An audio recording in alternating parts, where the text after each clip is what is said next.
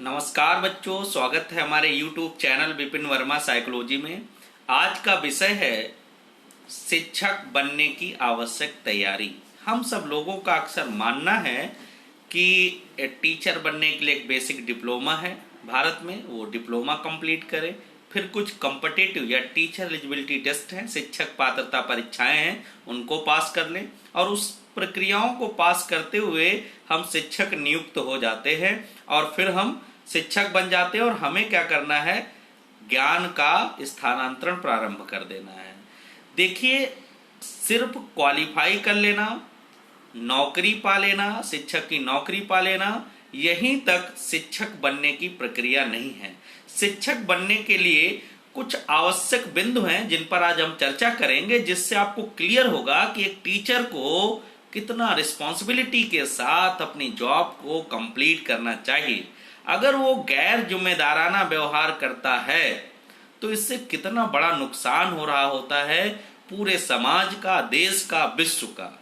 एक टीचर के लिए कौन कौन सी चीजें बहुत महत्वपूर्ण हैं, तो उनको हम बिंदुवार ले रहे हैं। पहला बिंदु है जो शिक्षक बनने की आवश्यक तैयारी का महत्वपूर्ण हिस्सा है। शिक्षकों की ऐसी तैयारी जरूरी है कि वे बच्चों का ख्याल रख सकें और उसके साथ रहना पसंद करें। देखिए, पूरे भारत में जो प्रक्रिया है, कितने सारे लोग डिप्लोमा करके कॉम्पिटिटिव एग्जाम में जो टीचर बनने की प्रक्रिया के लिए जरूरी हैं अपीयर होते हैं और सेलेक्ट होते हैं और टीचर बन जाते हैं। लेकिन क्या वो सारे के सारे टीचर जिन व्यवस्थाओं में काम करना है उनमें क्या रह पाते हैं? कभी कभार क्या होता है, फॉर्मेलिटी तक सीमित हो जाती हैं चीजें, जाना नहीं पसंद करते। अब जिस प्रोफेशन में या जिस काम में हमारी रुचि नहीं है वो कार्य हम कैसे करें? तो पहला पॉइंट है, ट्रेनिंग पीरियड में या ट्रेनिंग के बाद प्रत्येक टीचर को ये आवश्यक तैयारी है कि उसके अंदर ऐसी क्षमता विकसित हो कि वो बच्चों का ख्याल रख सके और उनके साथ रहना पसंद करे। क्यों? क्योंकि टीचर क्वालिफाइड होता है, सिविलाइज्ड होता है और वो ढेर सारा नॉलेज गेन कर चुका होता है, उसको ढेर सारे एक्सपीरियंसेस होते हैं, तो वो हर एक एक्टिविटी को बहुत ऑफिशियल कर देता है और बच्चे से उम्मीद करता है कि उस छोटी उम्र में वे भी उसके जैसे ही हो जाएं। अगर शिक्षक से अलग बच्चे व्यवहार करते हैं तो वो शिक्षक को पसंद नहीं आता है और बच्चों को वर्बल और नॉन वर्बल तरीके से नुकसान पहुंचाता है, पनिशमेंट देता है। तो पहला पॉइंट है शिक्षक बनने की प्रक्रिया में कि हमारे अंदर ऐसी तैयारी हो कि हम बच्चों के साथ रह सकें, उनका ख्याल रख सकें, ऐसी तैयारी हमें करनी होगी। दूसरा बिंदु है सामाजिक, सांस्कृतिक तथा राजनैतिक संदर्भों में बच्चों को समझा सके। ये एक बड़ा चैलेंजिंग टास्क है।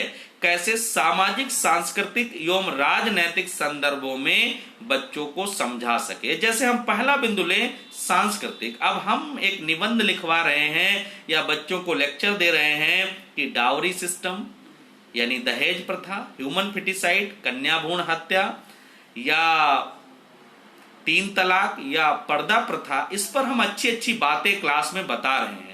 लेकिन वही शिक्षक क्या करता है, अपने आसपास, अपने घर में उन्हीं कल्चर का वायलेशन करता है, मतलब वो इसके अगेंस्ट चला जाता है। तो यहाँ बच्चा यहाँ कंफ्यूज होता है कि तो टीचर की कथनी और करनी सांस्कृतिक परिदृश्य में सामाजिक, समाज में बहुत सारी गतिविधियां हैं कि हमें प्रकृति की रक्षा करनी चाहिए, सत्य बोलना चाहिए, हमें नेचर के साथ अच्छा व्यवहार करना चाहिए, हमें जितना नेचर से लेना है उतना देना है, हमें आवश्यकता से अधिक भंडारित नहीं करना है। लेकिन सामाजिक परिप्रेक्ष्य में देखें तो बच्चा पढ़ता कुछ और है, टीचर को पढ़ाता टीचर कुछ और है बच्चे को, और वो स्वयं कुछ और कर रहा होता है। सामाजिक परिप्रेक्ष्य, राजनैतिक परिप्रेक्ष्य, विभिन्न प्रकार की गतिविधियां राजनीति में हो रही हैं या स्कूल में हो रही हैं। हम शिक्षक समझाते हैं बच्चों के अंदर, हमारे अंदर लीडरशिप क्वालिटी हो, हमारे अंदर प्रश्न उठाने की क्षमता हो, लेकिन जब राजनीतिक परिप्रेक्ष्य में स्वयं पर कोई एक्टिविटी आती है तो हम गलत होने देते हैं। हम उस पर ध्यान नहीं देते हैं, जिसमें हमारे फायदे नुकसान की बातें हैं उन पर हम ज्यादा चर्चा नहीं करते हैं। तो दूसरी एक समझ टीचर के अंदर यह विकसित हो कि वह सामाजिक, सांस्कृतिक और राजनैतिक संदर्भों में बच्चों को समझा सके।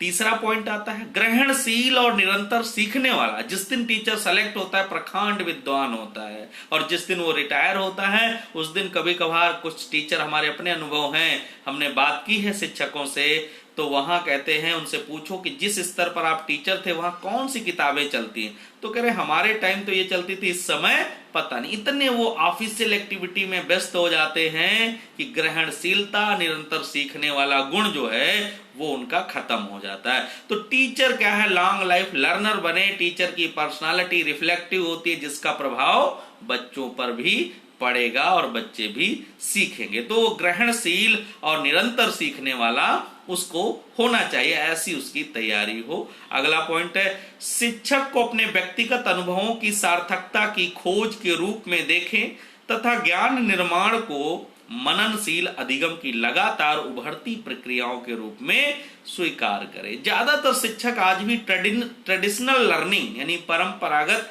अधिगम पर ही जोर देते हैं। वो किताब से ही चीजें याद करके किताब के उत्तर को ही याद करने पर जोर देते हैं।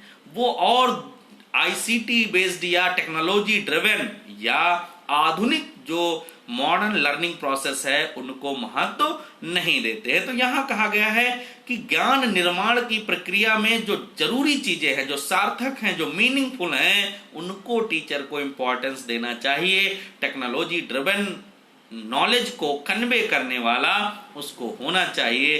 देश परिस्थिति सिचुएशन के साथ साथ उसको साइंटिफिक थॉट, विचारों वाला बनना चाहिए। अगला पॉइंट आता है कि ज्ञान को पाठ्यपुस्तकों से बाह्य ज्ञान के रूप में न देखकर साझा संदर्भों और व्यक्तिगत संदर्भों में उसके निर्माण को देखें। ज्ञान को ज्यादातर आज भी भारत में ज्यादातर शिक्षक किताब पर ही आश्रित है, यानी किसी सब्जेक्ट की कोई किताब बच्चे को अक्षरता याद है तो मान लेते हैं कि इसको बहुत ज्ञान है।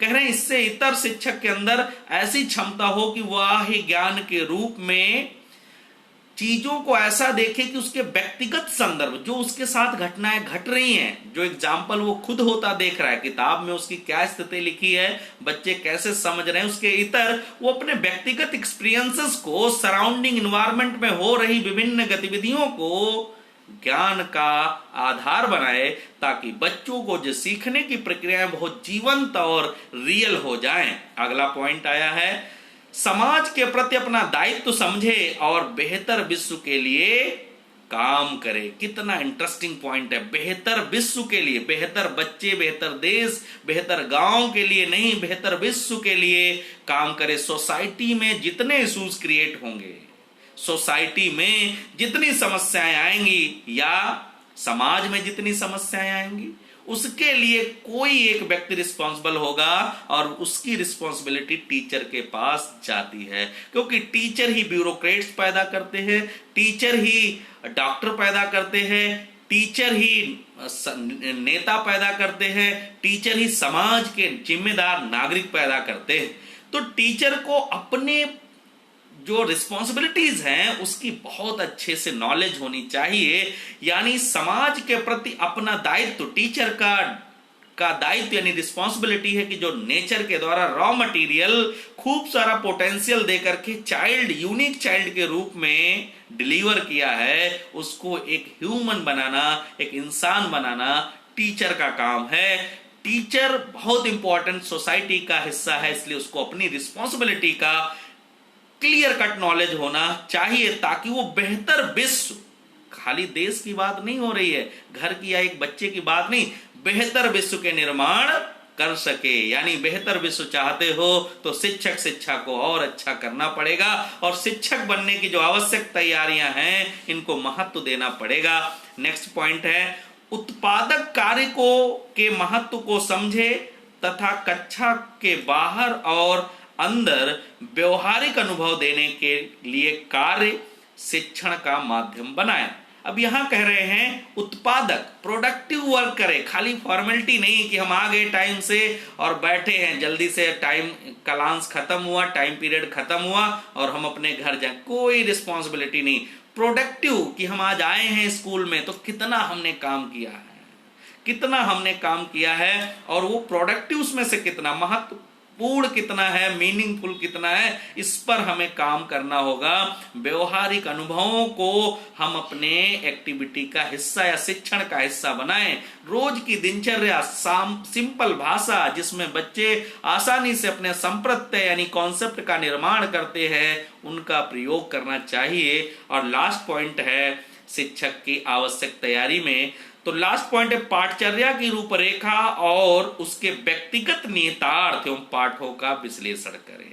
पाठचर्या का जो आज फ्रेम है वो बहुत रिजिड है और बहुत ज्यादा कह सकते हो कि जर्नलाइज्ड वे में नहीं है। क्यों? क्योंकि एक नॉर्मल सर्वे पर बेस्ड यानी तदर्थ आधार पर तैयार चीजों को इंप्लीमेंट कर दिया जाता है स्कूलों की प्रक्रिया में, अब उसमें कोई बदलाव नहीं होता है। तो यहां बात कही गई कि करिकुलम को फ्लेक्सिबल करे टीचर और नीतिगत निहितार्थ जो पॉलिसी ड्रिवन है, जो मॉडर्न सिस्टम को एम्पावर करने वाली हैं, बच्चों के क्षमताओं को बढ़ाने वाले हैं, उन पाठों का एनालिसिस करके उनके इंपॉर्टेंस को और ज्यादा इंप्लीमेंट करे क्लास के अंदर, ताकि बच्चे की क्षमता और एक्सप्लोर हो सके और बढ़ सके और ज्यादा इनहेंस हो सके, ताकि वो दुनिया का सबसे अच्छा नागरिक बन सके।